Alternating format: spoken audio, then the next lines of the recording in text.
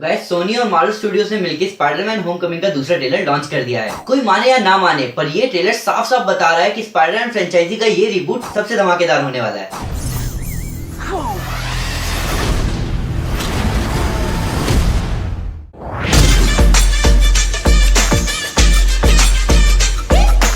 इस ट्रेलर को देखकर ये तो क्लियर है कि स्पाइडरमैन की इस मूवी में भर भर के एक्शन देखने को मिलेगा।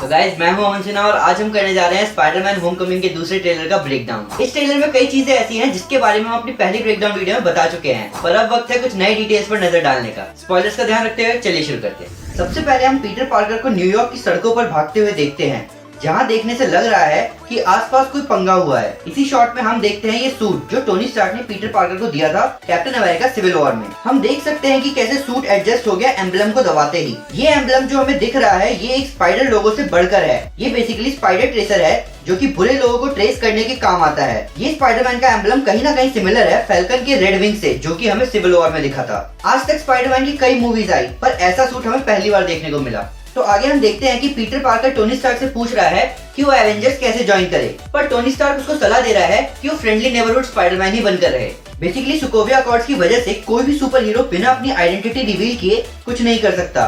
तो टोनी स्टार्क शायद सोच रहा है कि पीटर पार्कर अभी छोटा है और अगर वो गवर्नमेंट की नजरों में आ गया तो उससे अपनी आइडेंटिटी रिवील करनी पड़ेगी, तो इसीलिए वो उसे बचाने के लिए एवेंजर्स में शामिल करने से टाल रहा है। इससे बढ़िया डिफेंडर्स ज्वाइन कर ले। जैसा कि पिछले ट्रेलर में दिखा कि नेड लीड्स को स्पाइडरमैन की ट्रू आइडेंटिटी पता चल गई है, तो इसी वजह से वो पीटर पार्कर से कई सारे क्वेश्चंस पूछ रहा है कि क्या वो मकड़ियों की आर्मी बुला सकता है। बात तो सही कह रहा है, जैसे एंटमैन चींटियों की आर्मी बुला सकता है वैसे स्पाइडरमैन को भी मकड़ियों की आर्मी बुलानी चाहिए। साथ ही साथ अगर इस सीन पर नजर डालें तो हम देख सकते हैं कि नेड पीटर की हेल्प कर रहा है किसी प्रोजेक्ट में, और ये प्रोजेक्ट शायद स्टार्क टेक्नोलॉजी है। तो हो सकता है कि पीटर अपना खुद का सूट बनाए जब टोनी उससे उसका सूट ले ले, जिसके बारे में हम आगे बात करेंगे। फिर हमें कैप्टन अमेरिका दिखते हैं सोनी टीवी पर, जो कि कोई फिटनेस चैलेंज दे रहे हैं स्टूडेंट्स को। ये फुटेज विंटर सोल्जर से पहले की होगी, क्योंकि कैप्टन अमेरिका ने जो सूट पहना है वो आखिरी बार हमें 2012 की एवेंजर्स में दिखा था। तो शायद कैप्टन अमेरिका वही चीजें समझा रहे होंगे जो शक्तिमान समझाया करते थे। हेरो, ये चश्मे को पकड़ने का सही ढंग नहीं है। सॉरी शक्तिमान। उसके बाद हम देखते हैं नेड लीड्स को स्पाइडरमैन के मास्क में।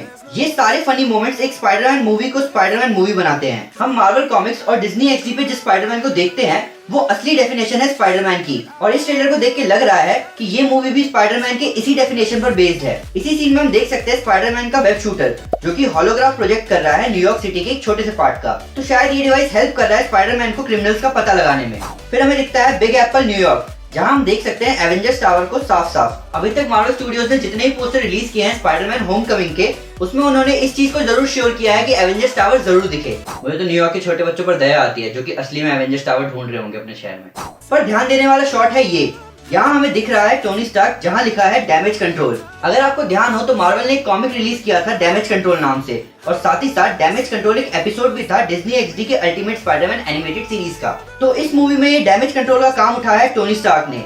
जैसा कि हमें एज ऑफ अल्ट्रॉन में और सिविल वॉर में दिखा था कि टोनी स्टार्क सारी जिम्मेदारी लेता है तबाही की, तो शायद इसीलिए वो ये डैमेज कंट्रोल प्रोग्राम चला रहा है ताकि उन जगहों को वापस रिस्टोर कर सके। ट्रेलर देख के पता चलता है कि वल्चर का काम था पहले डैमेज कंट्रोल का, जिससे वो कमाता था, और एवेंजर्स की चित्तौड़ी वाली लड़ाई के बाद वहाँ सफाई करके वहाँ की टेक्नोलॉजी लाके टिंकरर को देता था जिससे वो हथियार बना सके। पर क्योंकि टोनी स्टार्क ने ये काम उठा लिया है तो शायद इसीलिए वल्चर ने उसे अपना दुश्मन मान लिया है, क्योंकि उसकी वजह से वल्चर का बिजनेस ठप हो गया। ये इस पूरी मूवी का प्लॉट है और सबसे इम्पोर्टेंट ईस्टर एग, जिसकी वजह से कई सारे फैंस नाराज हैं कि स्टूडियो ने ट्रेलर में बहुत कुछ रिवील कर दिया है। शायद मैं भी गाली सुनूंगा स्पॉयलर्स बताने के लिए, कोई बात नहीं। तो आगे हमें ये नजारा देखने को मिलता है। ये समझना थोड़ा मुश्किल है कि वल्चर या वल्चर के आदमी एक किराने की दुकान को क्यों उड़ाएंगे। तो हो सकता है कि ये सीन मूवी की शुरुआत का हो, जहां उनका हाईटेक हथियार तबाही मचा रहा हो। आगे हम स्पाइडरमैन को देखते हैं फेरी पे, जहां वल्चर दिखाता है कि जो हथियार उसके पास है वो कितना खतरनाक है, जो कि पूरे फेरी को आधा काट देता है। और यही हमें स्पाइडरमैन की अल्टीमेट स्ट्रेंथ दिखती है, जहां वो फेरी को होल्ड कर रहा है अपने वेब से। और तभी हमें दिखता है स्टार्क टेक और अल्टीमेट आयरन मैन आर्मर, जिसका एक्शन फिगर रिसेंटली लॉन्च हुआ था। इस आर्मर के बारे में हमें मूवी में ज्यादा पता लगेगा, पर हमें इतना पता है कि अब हमें कई धमाकेदार आयरन मैन आर्मर दिखने वाले हैं, जैसा कि हमने इन्फिनिटी वॉर के फर्स्ट लुक में देखा था। आगे इसी ट्रेलर में हमें दिखता है वही ट्यूब जो हमें पहले ट्रेलर में दिखा था, पर इस बार उसमें कुछ मोशन दिखा जिससे लग रहा है कि उसमें कुछ है। हम उम्मीद लगा सकते हैं कि उस ट्यूब में आयरन स्पाइडर सूट हो या कोई ऐसा एलिमेंट जो कि इस मूवी की एंडिंग को धमाकेदार बना देगा। फिर आगे हमें टोनी स्टार्क दिखता है पीटर से उसका सूट वापस मांगते हुए, जहाँ वो उसे बोलता है कि अगर उस सूट के बिना कुछ नहीं है तो उसे सूट रखने का कोई हक नहीं। बेसिकली हम देख चुके हैं कि टोनी स्टार्क ने कैसे आयरन मैन 3 में प्रूव किया था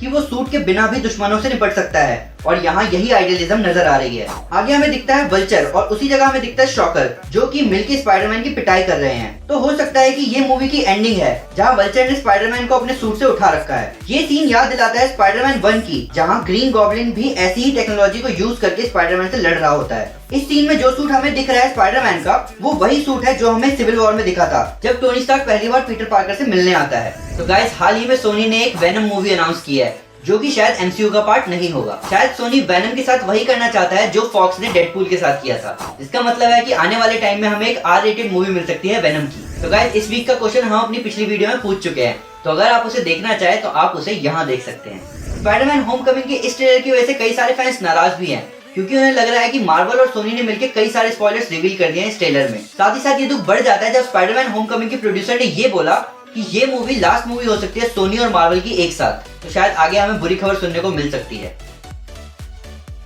तो गाइस, अगर आपको ये वीडियो पसंद आए तो प्लीज इस वीडियो को लाइक जरूर करें और ऐसे कई सारे सुपर कंटेंट के लिए हमारे चैनल को सब्सक्राइब करना ना भूलें। Thank you guys, this is Aman Sinha and you are super super. Piece.